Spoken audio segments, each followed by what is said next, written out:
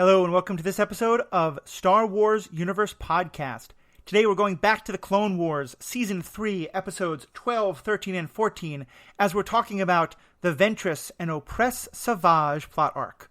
All that and more with myself, Sarah, and Riki. After this commercial break, we have no control over.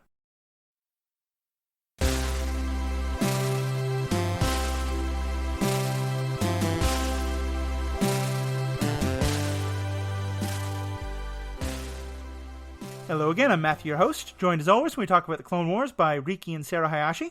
How you folks doing tonight? Hey, how are you? We're good. I'm so excited. This is my excited voice. He's also making his excited face.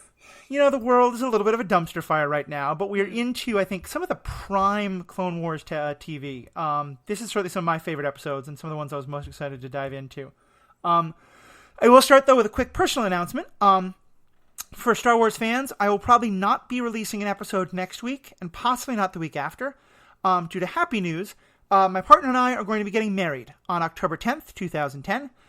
We'd had big plans to do something that day, then we thought we were going to postpone it a year, then general arm waving at the universe, everything that has happened. So we decided to do a small little ceremony on October 10th, and as part of getting ready for that, I'm going to give myself a small break, so there will be no Star Wars content next week, possibly none the week after, but we will be coming back soon with more Clone Wars, with more movies, and at the end of October, Mandalorian comes back, and we will be doing episode-by-episode episodes on that. So stay tuned for all that. But today we get to talk about some of the best of the Clone Wars TV show, where it really gets into some issues that the show never really gets, the movies never really get to explore, especially in terms of what does using the Force, and the dark side of the Force especially, look like when you get outside of the Jedi Sith mentality. This is the plot arc where we're not going to talk about it as three separate episodes. We're really going to kind of talk about it as one long story, which it really is. But the basic story arc, for those who don't remember it, is Sidious has decided that he's concerned that Dooku's student Ventress is getting too strong and might become a threat. He orders that she be killed.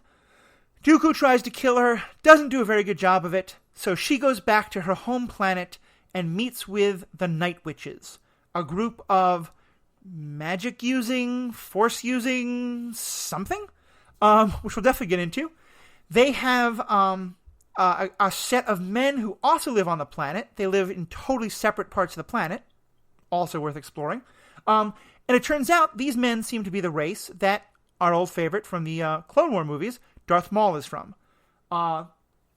Ventress recruits another person of that group named Savage Oppress in a very, very subtle name.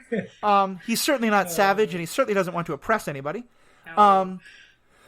There's a couple of fight scenes. The Jedi try to go after Savage. Savage is a great warrior all of a sudden, and Ventress tries to spring the trap to get Savage to turn on Dooku. It doesn't work out. Savage turns on all of them, and then eventually is sent by Mother Tamlin off to find his brother Darth Maul. So, very, very quick summary of the plot. You can read all about it online, as well as hopefully watch these episodes, because I think they're some of the best in the Clone Wars. But for you guys, let's just start general. What's your take on these episodes? I totally agree. These are some of my favorite episodes of the series, ? Definitely of this season. Well, we talk a lot about how this season is when the show gets good. And this arc is when this season gets good in a particular way. Yeah. Which is similar to, like, on Star Trek Deep Space Nine. When the Dominion is introduced, it kind of really sets the tone for the series finally and creates an arc that is followed really until the end of the series. And that's what we have here. We are going to revisit these characters and these themes over and over again until the end of the series. Yeah. And there's so many little details in these episodes that, like, it's strange because they don't feel especially quote unquote Star Wars to me, but I just love some of like the plot devices and the little storyline techniques that they're using throughout these episodes, which really, like, I feel like address some of my major beefs from the previous seasons. And I think the point that you're making about how they don't really feel like Star Wars makes some sense, because I think in these episodes, they go kind of outside the traditional Star Wars, realm. Like if there's a circle of defined, here's Star Wars territory, they go in a pretty distinct different direction. But one that I think is very fitting, because I think really what they're doing is not changing the universe, they're expanding it. Mm-hmm. And for me, at least, the real thing that I love is they're exploring what does using the Force look like outside of the Jedi and the Sith. Because, and this is a theme that is going to come up more and more as the Clone Wars goes on, but it's one that, I don't know if you were saying this is one of your complaints, it's probably one of the biggest complaints I always had about the original movies, much as I love them, is that we don't really ever understand what is the Force just about the Jedi and the Sith, or are there more people who can use it?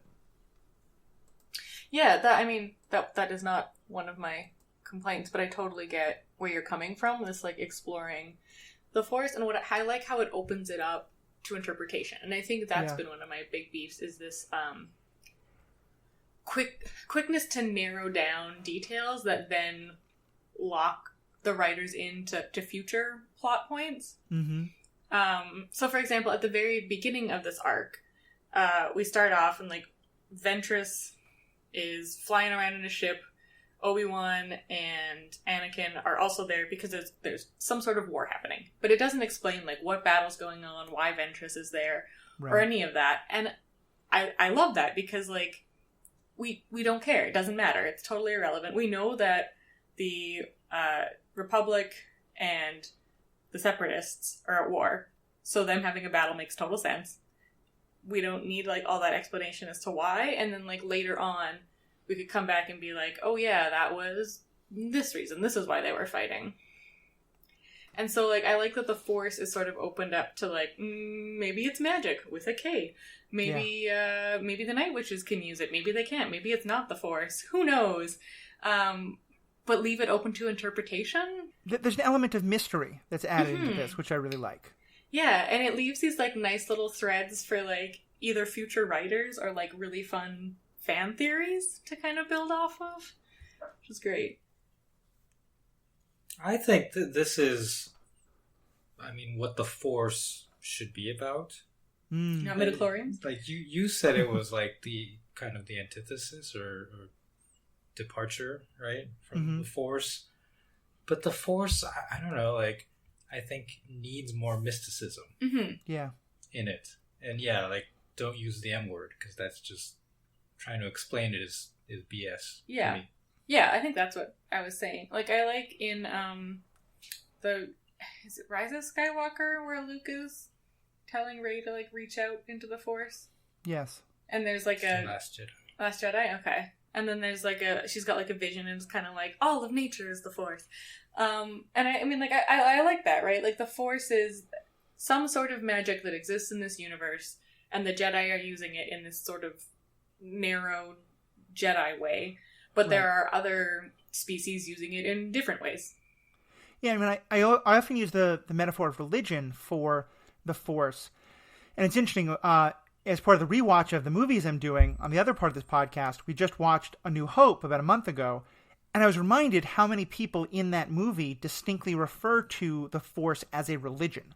And what I go to that is that in many religions, I'm not going to claim all, but many, there's a sort of central truth claim about a divine mysticism that is kind of beyond words and beyond human comprehension, and that we're going to try and, build stories to understand it better. And that one thing that happens over time is that those stories become kind of solidified more and more to the point where, as you said, people only see like the narrow little, version of the divine thing, whatever it is, or the mystical thing, whatever it is, that the one group can hold on to. And I think the Jedi are a great example of that. And to me, it's, Riki, I think you actually make a good point. I should correct what I say. It's not even that it's a departure overall. It's because I think the original movies do have this much more expansive idea of it. It's that as the movies went on and as other things went on, it became a lot narrower. And certainly in terms of just the pop culture understanding of it and things like that. So it's maybe a departure, or maybe it's sort of a getting back to the original roots. But either way, it's a really interesting new way to see the Force. Certainly when we get to the prequel movies, the Jedi Council, like, acts much more like a political entity. Mm-hmm. And we don't get enough glimpses of the training and the actual belief systems. You know, like, when they walk through the temple, we just kind of see stuff happening in the background. Yeah. No, I think that's a very good point. And you're right. It's much more their political machinations and their kind of ideas of, you know, we control the Force without any idea of what else is out there. Mm-hmm. So let's kind of go through the story. One of our first of all, I like your point about the that we get the war scene, but we don't really care. I think last time we talked about how there hadn't been much war so far, and I was at first kind of disappointed that we're back to the war. But then I saw Ventress, and I was like, oh, okay, nope, this is gonna be fine. And so one of the first things that happens is Ventress wins a victory, and Sidious kind of has a talk with Dooku. And Sidious is clearly very concerned and says that Dooku has to kill Ventress. What do you think is Sidious's motivation here? Why is he so concerned about this? Well, isn't it like the classic rule of two Sith mentality? Like, right? Like, rule of 2.5. 2.5? Exactly. Like, your apprentice is getting real good, which means, by a rule of 2, you're going to kill me right away, so you got to get rid of your apprentice. Right. Right? Sorry, go ahead. Do you think there's a possibility that one thing Sidious is thinking is that he only wants one of them, but that he's not really sure which one is good? Like, I'm wondering if he thinks, I need Dooku strong, so we should kill Ventress, or if he's actually thinking, I want Dooku and Ventress to fight, and I don't know who's going to win. And if whichever one wins, that's the one who should be my apprentice. Do you think he thinks there's a possibility Ventress could win this fight, or is he just, I need Dooku should kill Ventress? I mean, yeah, I think that could be it.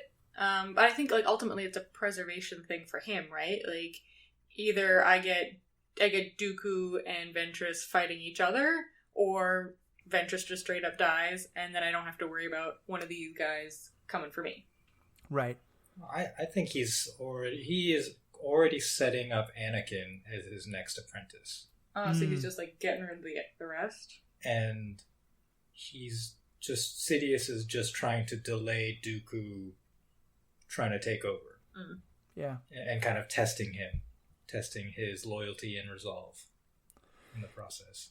Yeah. And especially that makes sense because Anakin killing Dooku, like, is much younger. He may even be thinking, like, I don't want Anakin trying to fight Ventress. You know, I want it to be Anakin versus Dooku. Mm. I have to then say Dooku's first attempt to kill her is really clumsy. Well, it's just very convenient, right? Like, Ventress lands on a Republic ship. I keep wanting to say Rebel ship.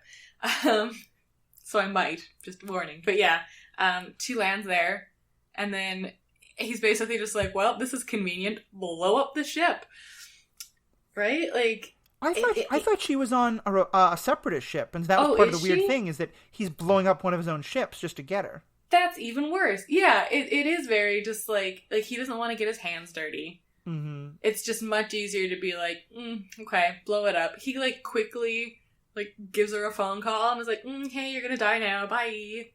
And, like, hangs up. But, yeah, I don't know. So I think, like, because Obi-Wan and Anakin were on the ship with her, that I thought that it was they just also crash on there. Yeah.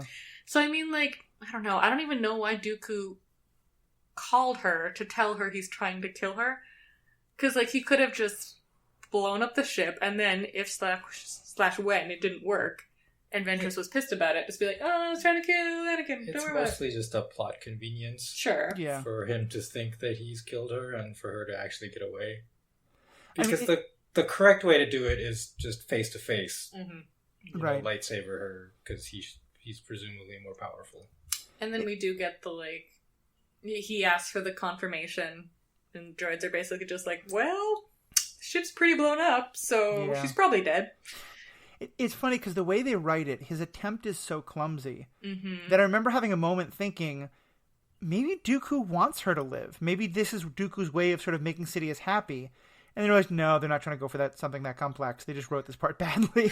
Yeah, I mean, it does kind of feel like he doesn't want to kill her though, right? Like he doesn't want to stand in front of her and stab her with his lightsaber, right. which is what he should do to make sure that she dies. So he's taking this sort of, I don't want to say coward's way out, because like, I don't know, murdering people, but... I was thinking coward's actually kind of accurate, because it may also be not just that he doesn't want to, but I think he's not 100% sure he would win a fight directly against her. Yeah. Yeah, that's true. Mm-hmm. So she finds out that he was behind it, she feels betrayed, and she flees to the Night Witches. How do we feel about the Night Witches? Oh, it's so good about the Night Witches. Yeah, I think in the next episode, or no, this episode, Obi-Wan describes Dathomir as like nothing but fog and witches, and I'm like, oh yeah, sign me up. I don't know. I love the Night Witches. I love Dathomir. A+, super great. The only, like, I agree, it's a great setting. And if you play, what is it, Jedi Fallen Order? Fallen Order, yeah. There's a extended level that takes place on Dathomir, which is fantastic and touches on a lot of the same atmosphere and themes and character design. My only like minor complaint here is the voice actress who plays Mother Talzin, the leader. Mm-hmm. What? I'm gasping because I love Mother Talzin. Sure, but she's played by Barbara Goodson, who you may recognize from after 10,000 years, I'm finally free. What? Rita from Power Rangers? I mean, she has a very extensive resume throughout, anime, games, etc. I will say, I never quite got around to Power Rangers when I was... the time when it was coming out, I wasn't really into that highbrow entertainment, so I missed it. Is Power Rangers highbrow? and she's very good. She's very talented. But I have to question, so like part of what I read about her, like when playing this character Mother Talzin, was like basically Rita Repulsa with an additional layer of like Romani or Romanian accent added to it. And I'm like, okay, you pulled that off, in a believable way. Why not get not a white lady to play this character? Yeah. Then is my only, complaint about this. Right. Yeah, I can understand that if they're going for something more Romani. I think Romani are considered white, but certainly maybe. But I could well be wrong there. And either way, having someone of that background, whether that is considered white or not, I think could have been a more interesting choice. But you're right. I do love her voice for this, and I think one of you commented on it. I love what they do with. I'm not sure quite what it is. I think they have someone else repeating her words, or that maybe they're having a recording of her words, but a couple octaves lower. But it's so good. Yeah, all of that. Like, I love the actual voice acting, and I think it's great, and the echo effect is fantastic. Yeah, it's just like a representation thing. Yeah, that's fair.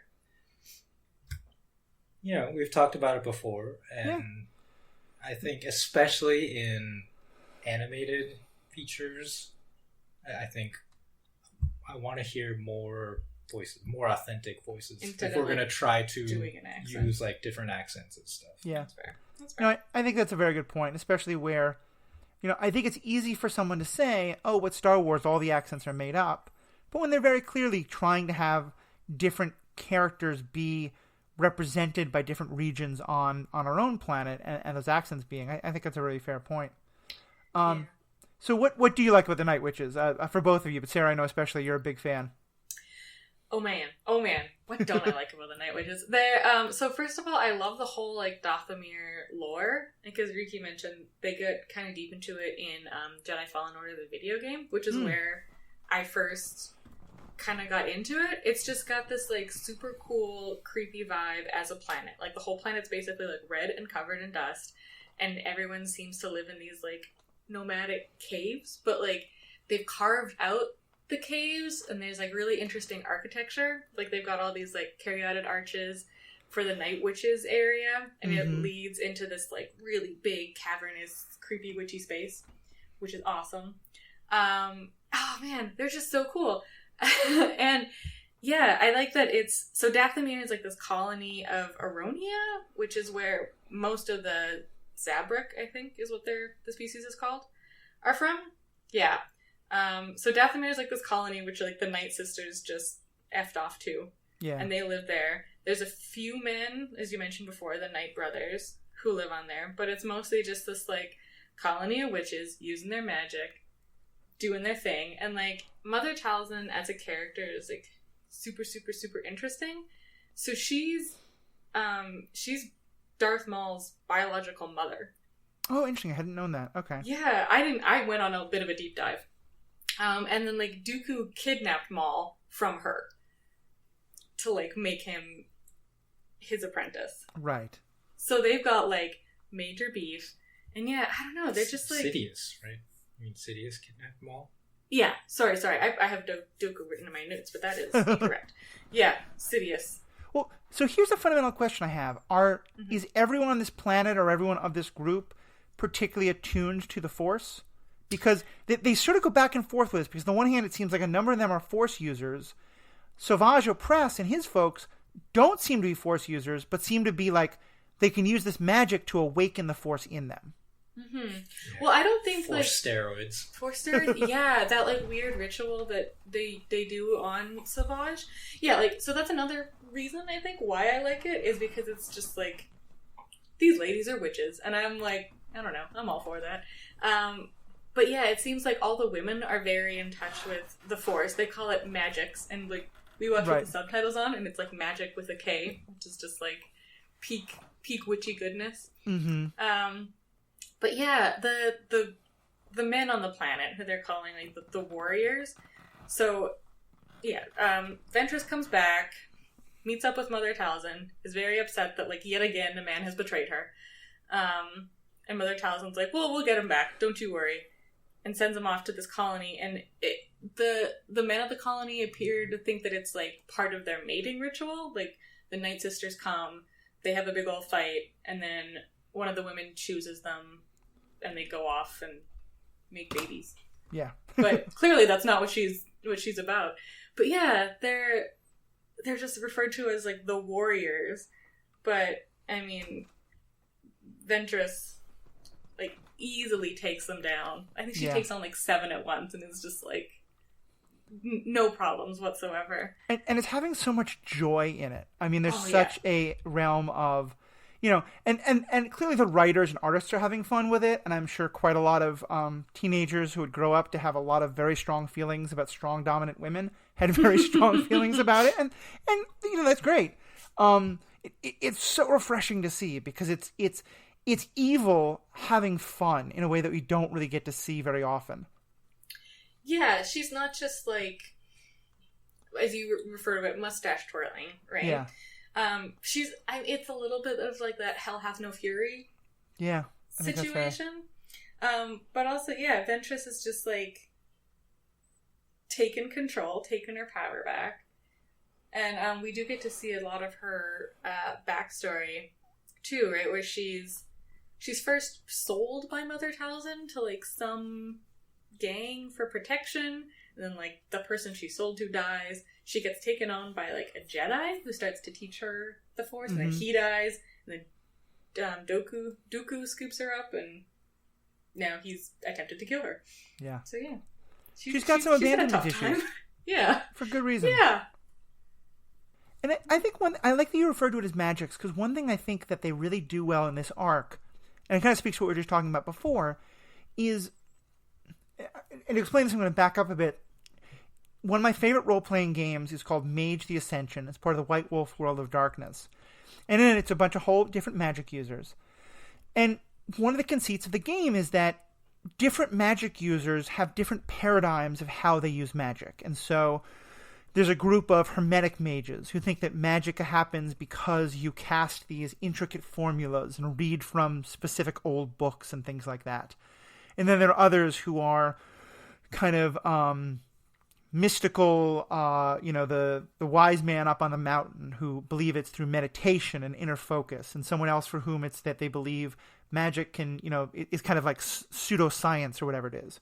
And the conceit of the game is that magic itself is indescribable. It's beyond human understanding in that regard, and so people build models to help them better understand it. And I kind of like the idea that maybe I don't think what they're saying is that Mother Tanslin and these folks do magic, which is totally separate from the Force. I think it's that there's this just energy in the world that some people call the Force, and other people call the dark side, and other people call magic, or some people call some blending of magic and the Force, or whatever it is. And that it's not that one is right or wrong, it's just different paradigms through which to understand something that's kind of by definition impossible to pin down. Yeah, totally. And like even like we see that the Night Sisters use magic, like they're using potions as well, right? So it's like this, like they're really interpreting the Force in more of a like witches around a cauldron sense, whereas I guess like the Jedi would be doing it more of that like monkey sense that you were mentioning. Right. You mean like monks, not you said not monkey yes, like monk like not monkey. Yeah, not monkey the animal. Yeah. I had a conversation with someone on Twitter where I expressed I'm just waiting for someone to use the Force to time travel. Because really, like, you can just make stuff up, and there's no real rules for what you can or cannot make up when it comes to the Force. Like, there are the rules is established for how Jedi use the Force. Yeah, and like push things around and whatnot. I think you're right. I think there's no inherent rules they can break. The only thing, though, is that any time you introduce a new power, you now have to be able to answer the question, why has no one else in your story ever used this power? Yeah, Go ahead. But, like, to me, the real problem with this is when Rey suddenly is able to use the Force to heal people in Rise of Skywalker, you know, raises the question, why have we never seen any other healing Jedi before? Yeah, yeah, that's exactly what I was thinking about. And I don't think that's new. If you, the Mandalorian was out at a similar time as Rise of Skywalker, but they released an episode basically right before the movie came out, and in that episode, Baby Yoda, I know he's called the child, but he's Baby Yoda in my heart, uses healing magic. And then Rey uses it in the movie, and it really feels like they released that episode early just to be like, see? This healing magic thing. Right. It's been around the whole time. Don't worry about it. Well, and again, not to go down that rabbit hole, but yeah, I think putting that aside, I do agree that, with you, Riki, that it's a nice thing about the Force, the way they've established it, that as long as they can answer that question to some extent, there isn't almost any power that we could imagine that they can justify with the Force, because it's just that broad. Mm-hmm. And even though, like, the pinning things down, and like in Rise of Skywalker, right, we have Rey use lightning hands, which is like a clear sign that she's a Palpatine. But in this first episode in this arc, Dooku uses lightning hands, and it's apparently not related to Palpatine in any biological sense. So, like, Well, do we have a reason to think that it is connected to Palpatine himself, not just to Darkseid users? I mean, he's the only one we've seen use it, other than Dooku. No, right? Well, we really don't. I mean, Depends what other Darkseid? I mean, we meet Vader, who's very sort of disconnected from his own body. Yeah, and like Maul, I guess, who doesn't stick around very long, right? That's true. That's true. But yeah, good point. But yeah, it seemed like in the movie, like that was the key, that she was a Palpatine, but. Oh, interesting. I definitely didn't get that. I thought that was just a sign that she was just moving towards the dark side. But that's right. I think I can fairly say that I don't think Rise of Skywalker fully explained things about Palpatine's origins and the role of the dark side. So I think that's fair. That's a fair statement. That's fair. I don't know. It's neat how they take this, especially Star Wars being told as this out of order story, having to then like mesh things so that they fit into the upcoming lore, but then also like explaining things that goes back. There's another fun moment from this first episode in this arc where, so speaking about the potions, Mother Talzin's first plan is like to give Ventress and like two other Night Sisters this potion that like makes them invisible, which is neat. And then they're gonna like sneak in, shoot Dooku with a poison dart to take away his force powers and then kill him. Which, why not just you put poison in the poison dart? But they're like crawling through the vents, and Ventress has this line where she says, "I could smell his stench a parsec away." And it's just like, every time they use parsec for distance, it just feels like a big, like, see, we know it's distant. Yeah, that's one thing they'll never quite live down from that first movie.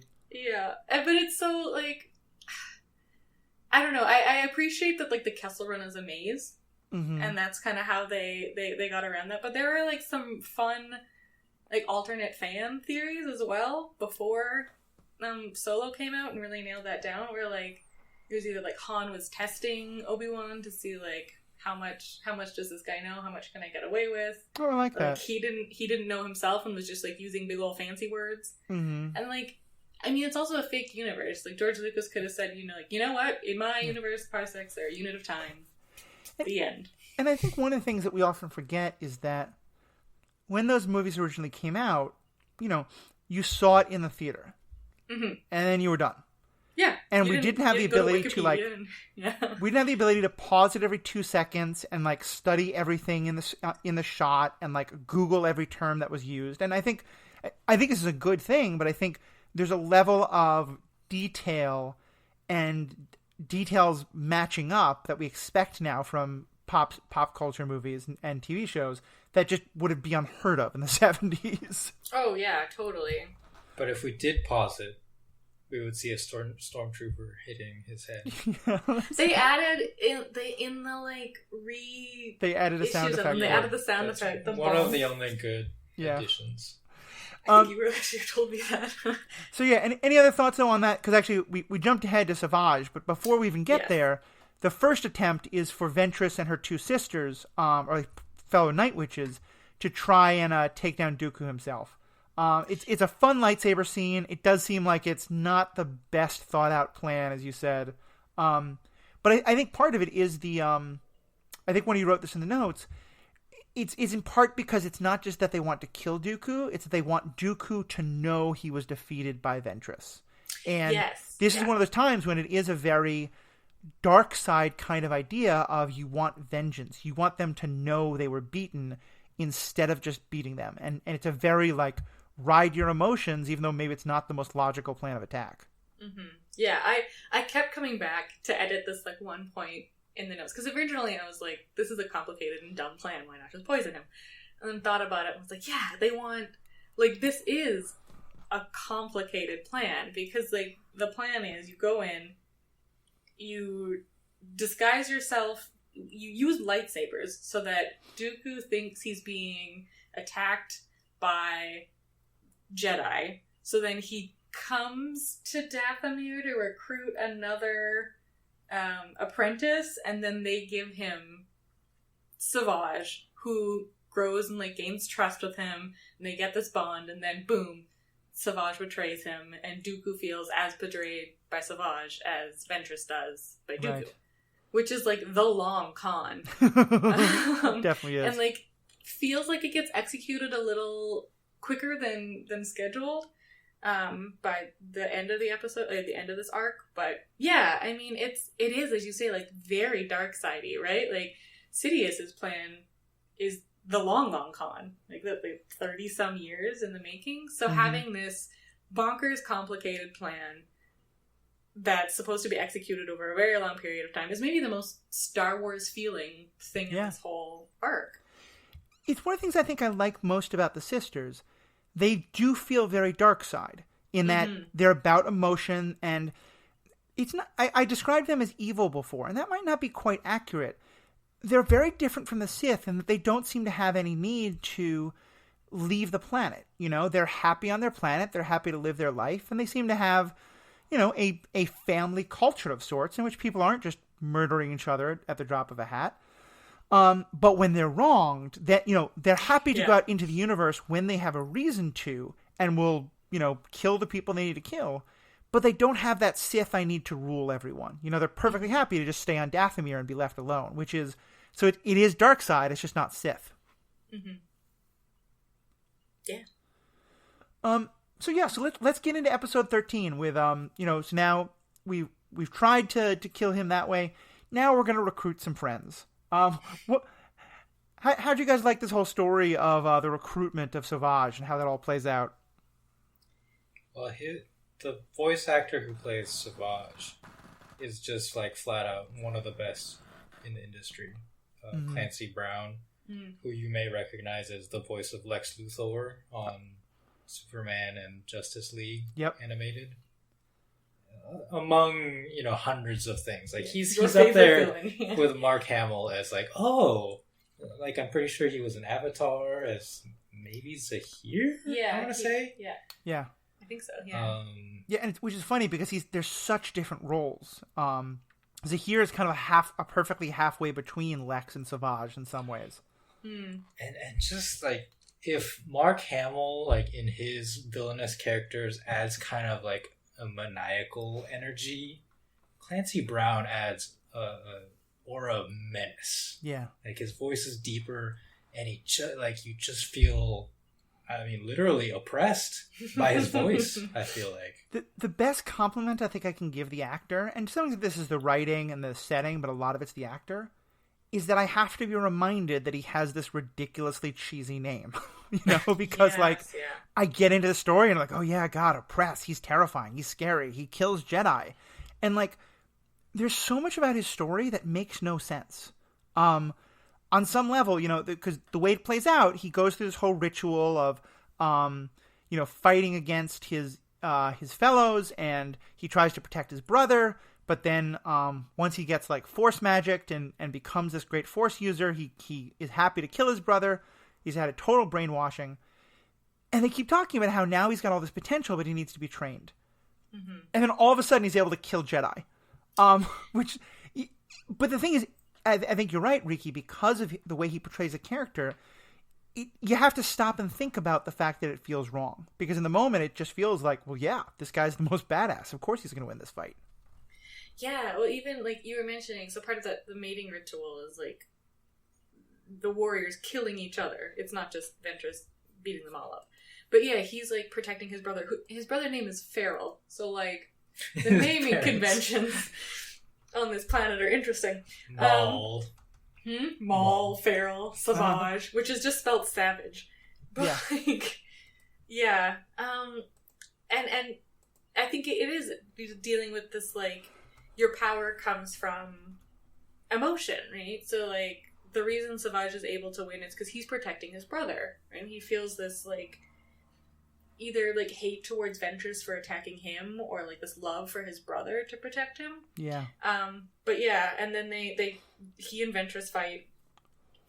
They do the weird, like, I initially called it, like, the Captain America treatment, because they, like, bulk that him up. seems But fair. I think, like, the Hulk treatment might be better because, yeah, he doesn't seem to have any memories at all. He's just like this, big brute now.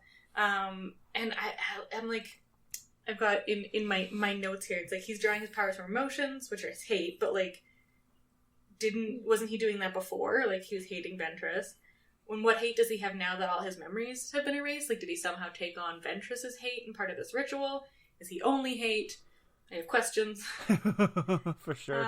Because, as soon as this ritual is over, the Knights of Sith are just like, all right, now kill your brother. And he's like, okay. Yeah. No, it really feels like a brainwash. It feels like he has become Definitely. a very different kind of a person. Yeah. But he's still, like... He's not... The brainwash didn't completely go as planned, it seems. Mm-hmm. But yeah. Well, so what's your take on why is he able to kill a Jedi so quickly? Yeah, so in the next episode, he, like, instantly goes to another planet and just, murders a Jedi and a Padawan. It's a force steroids. Yeah. Like, he just brute force kills the Jedi. Mm-hmm. Right. I think, like Dooku... Yeah, so they give him to Dooku, and they're like, here's your new apprentice, have fun. And Dooku's always commenting about how he's untrained. And I think that's true, because he's just raw power. Mm-hmm. So, like, he kills a Jedi, But it's like Riki was saying, it's just brute force. He doesn't have any sort of finesse. He's just like smashing into something and it topples down because he's strong enough. Yeah, I think the Jedi tries to do some cutesy maneuver, and it's like, no, I'm just gonna hit you really hard. It reminds me almost of like, I was watching this Twitch stream of this chess grandmaster, and he's just playing rounds, and then someone comes on and he's like, oh, I think he's doing this technique. No way, he's definitely doing this technique. No, what? And he's like beaten in like 10-ish moves. So then he like gets on the messenger and is like, hey, what move is that? How long have you been playing? And this guy's like, oh, I just learned like a month or two ago. I'm not using a technique. And I think like that's it, right? Like you're expecting your opponent to have this level of finesse and like fighting decorum, right? Even if it is like the dark side. It reminds me a lot of martial arts films where like a martial arts master, will be doing all these jumps and kicks and spins and stuff, and then like comes up against like just a brute force opponent who, just takes all the blows, doesn't care, and just punches his way through. Yeah, or like Indiana Jones just pulls out his gun and shoots him. Sure. Have you all seen Cobra Kai? Yes, we just finished watching it. I love that show. We did an episode about it on superhero ethics because there's so much there, but I think the character of Hawk is an exact example of what you're talking about. He has some martial arts skill, but mostly he's just incredibly aggressive because he recognizes that most teenagers, even if they have some training, will just kind of flinch to some extent when someone charges at them that brutally. And that basically he's very successful, except anyone who knows how to fight that will defeat him. And I think that actually makes sense as a description of Savage. Obi-Wan describes him later. I think it's like he's like a beast. He's a reckless, impulsive animal. Yeah, is what he says. It's like something savage. But yeah, exactly. He is. He's a reckless, impulsive animal. Yeah, so we get this great introduction to him, and I like the idea of the Captain America switch for him. I think also, though, just before we move on, there was a line from Mother Talzin about the training of men that you might wanted to comment on, Sarah? Yes. Well, that was that the 13th, episode 13? Yeah. So near the beginning, Dooku is like showing up on the planet to get his new apprentice. Like everything's going according to plan. And she's talking about like, well, I think you should have a male apprentice this time. And she's like, men are easy to acquire, but hard to control. Which is just like as she's pulling all of Dooku's puppet strings, and he's just like, oh yeah, totally, yeah, hard to control, definitely. And it's just so like, I don't know, I can just like feel Mother Talzin rolling her eyes after she says this, like, Dooku, you so dumb. Yeah. It's a great little line, especially, awesome. and they don't hit you over the head with it, but obviously the gender dynamic here is a very important thing, and that this is, Daramir is very, very much a matriarchal society in a great way that they play with it. Yeah, and I mean, like, there are parts of it that I'm not, like, super thrilled about. It definitely deals with, like, women are conniving thing a little bit, but I don't know, they're just, like, too powerful and awesome for me to be, like, super upset about it. Yeah, I get that.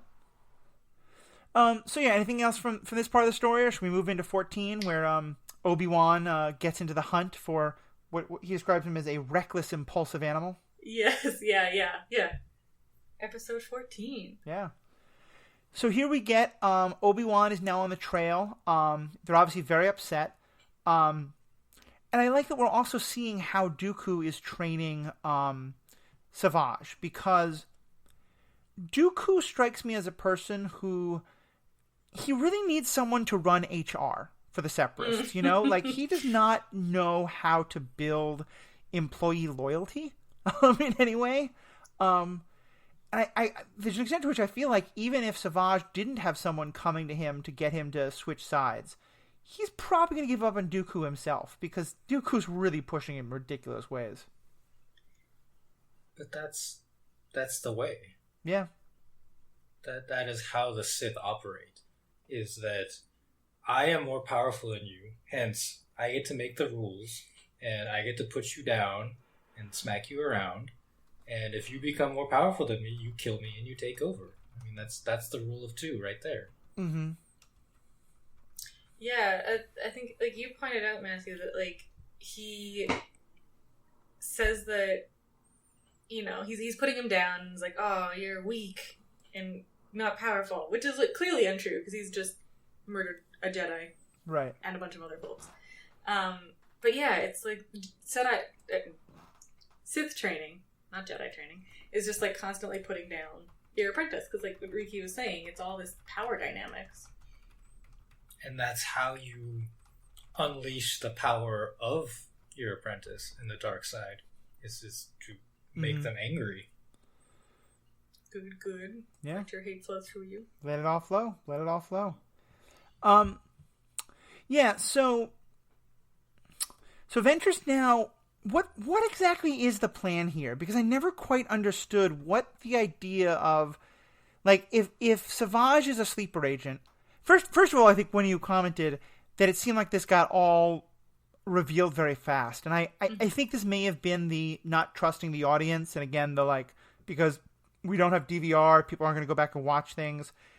Maybe they were worried about introducing a plot point that wouldn't get resolved until months later. But it did feel very rushed to me. But even putting that aside, what was her actual plan? Because it didn't really become clear to me. Yeah, I think you're right. It, like I mentioned, it feels like they're setting up the long con, but execute it too quickly. And yeah, I guess like having one big overarching story, or at least have this be the big overarching story, maybe isn't the direction Clone Wars was wanting to go, because we are very removed from the Jedi over here in this storyline.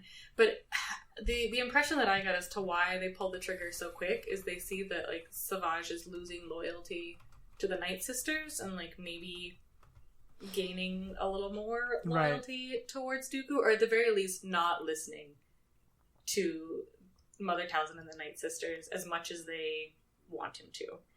So they're like, okay, it's kind of now or never. If we don't pull the trigger now, we lose him.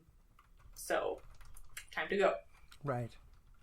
I think Ventress just underestimated Dooku.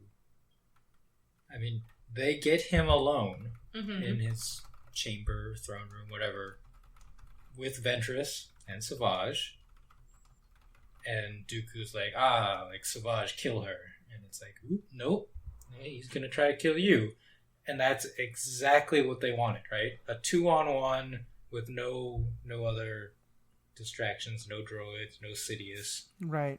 And they just couldn't take him because he's too good. Yeah, but it feels like that 2-on-1 happened way earlier than planned, right? Because they wanted Dooku to feel like extreme loyalty and ties to Savage, like he had to, like Ventress had to him, basically. Right. And I think it's for two reasons. A is because, you know, the more Dooku is thrown off balance by the betrayal, the easier it'll be to beat him in the fight. But also because I think Ventress is still carrying her own sense of betrayal, and she wants him to feel that. I think when he said that earlier. Yeah. 100%, yeah. I do have a little note here. I watched these a couple weeks ago, so I must admit I don't remember the exact details, but I remember I have the line in here, why do ships and planets have no security? It does seem like they're able to slip in and slip out pretty much without any problems. Oh, this is like the... Oh, you mean Ventress? No. I think this is probably referring to Savage going and killing the Toydarian King? Mm-hmm, yeah. Like, yeah, because he just, like, gets onto Toydaria, no problem. And murders the king? And that's where like... that's when Dooku first gets really upset at him, because he was ordered to bring the Toydarian king back alive, and he winds up. I think it's kind of a heat in the moment kind of thing, and that there is some fighting, but Dooku is clearly very, very upset at him, and that's when Savage's loyalty starts to break. Yeah, and I mean, it's again his brute force. He's untrained, right? He's just like killing stuff. But yeah. Planets have very bad security. Yeah, very much so. The throne room has bad security. And then it's weird after. So Obi-Wan and Anakin are still trailing Savage at this point. They realize that the Toydarian King's been assassinated. And Anakin says, like, we'll make him pay for it. Which is like, that's not your job. Yeah, that's Anakin. A very vengeance-y kind of idea. Right? Like, we'll arrest him and let him have a proper trial. Yeah, but that's not fun to watch on screen. Exactly. True. You know. But yeah, they refer to Savage as a monster a lot of times in this episode. And yeah, I don't know. I felt like it's got big Frankenstein vibes for me.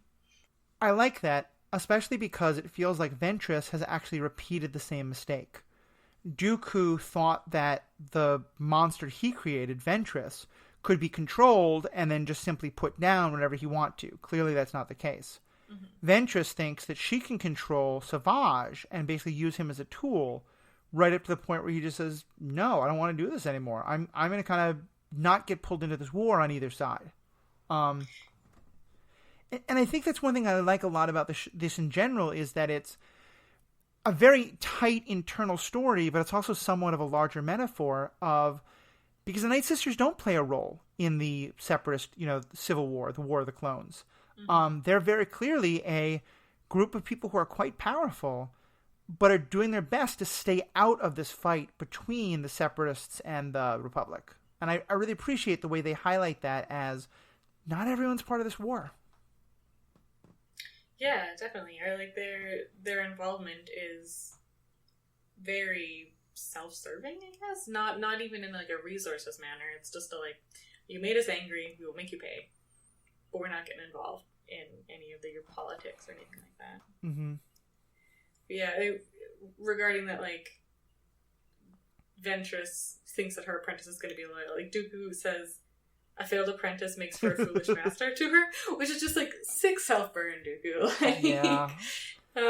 Sometimes he doesn't really think out the consequences of what he's saying. Yeah, it was good. But yeah, especially even just Frankenstein in general, right? Like they've built this monster, they think they can control him. The only reason they're calling him a monster is because he's jacked up on 4 steroids. Yeah. Yeah. But yeah, I mean, got spikes on his head. He's got bigger spikes on his head than previous. Yeah, but it's not nothing about him is actually truly monstrous. I mean, before all this Captain America force magic stuff, he was wanting to protect his brother. He had kind of the most humanity is the wrong term but I don't know if it's species enemy, whatever it is. But sure, that element of was definitely there with him before all this started. Definitely. Yeah, and even afterwards to some extent, he's calling Dooku out on treating him poorly. He's basically saying you can't use me, I'm not some tool to be used by either Ventress or Dooku. And he has this species enemy, humanity about him even afterwards, after he's had this brainwashing, which right.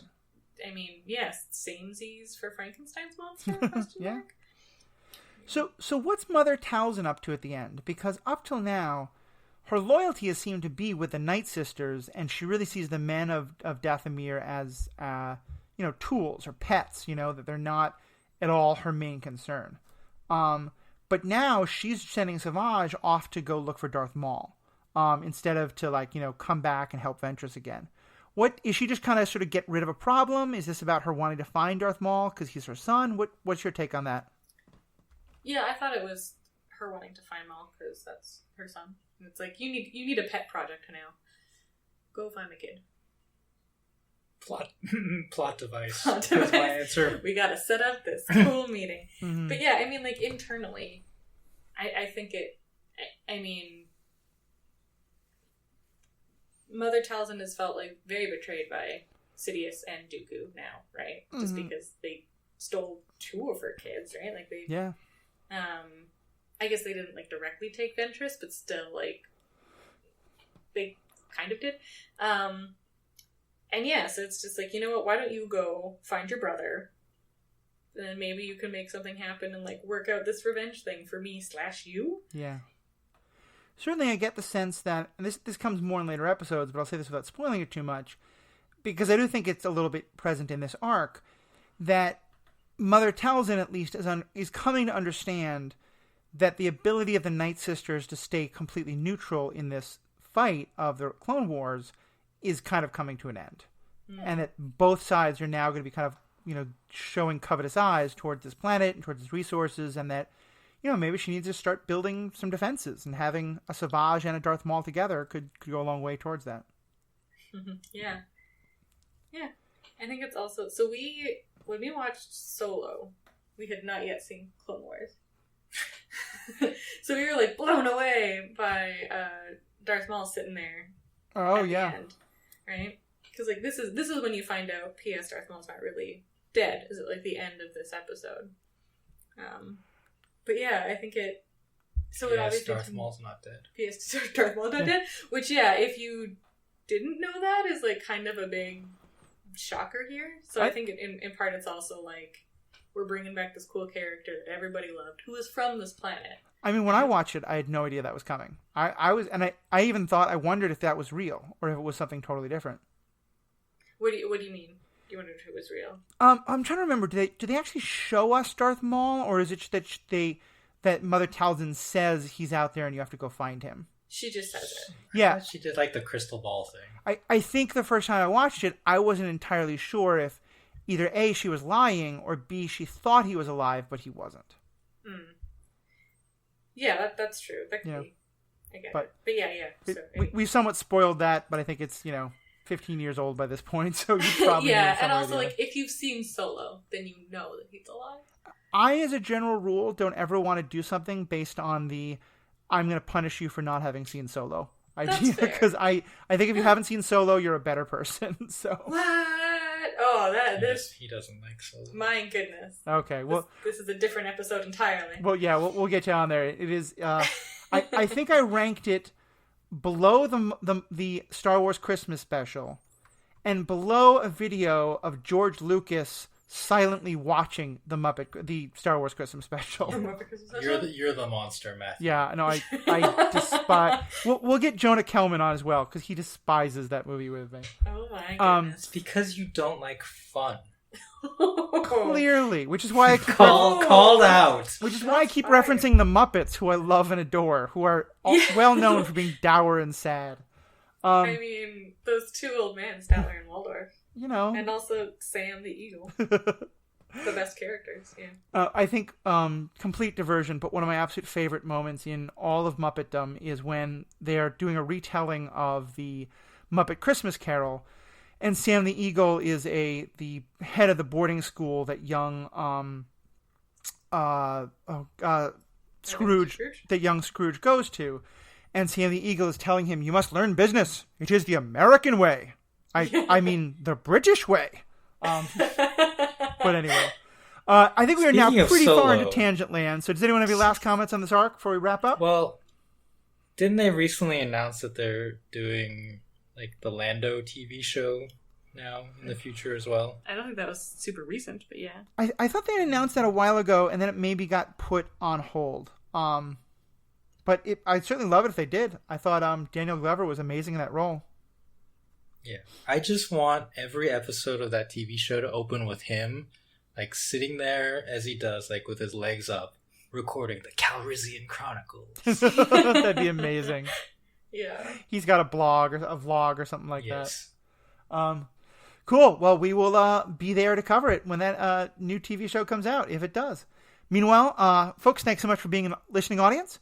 Let us know what you think. You can write in, find us on Facebook, Twitter, email. All the information is on our webpage, which you can find by going to strandedpanda.com and then clicking on Star Wars Universe Podcast. Look for the 2 microphones crossed like lightsabers over the Rebel Alliance symbol. There you'll also find other great podcasts that myself and others are on, where we talk about everything from the ethics of superheroes to the MCU to DC to Star Trek to other universes. Recently on Pandavision, we've been talking about Lovecraft Country and the 2nd season of The Boys. And coming soon, probably to this podcast, will be the 2nd season of Mandalorian. So please check that all out. Let us know what you think. Let us know your thoughts. Tell us what we got right. Tell us what we got wrong. Please share the show with others if that's something you're excited about. We'd love to get more listeners. Thank you so much, and have a great day. Yay. Happy wedding, Matthew. Thank you. Kenobi. He wasn't even in this one.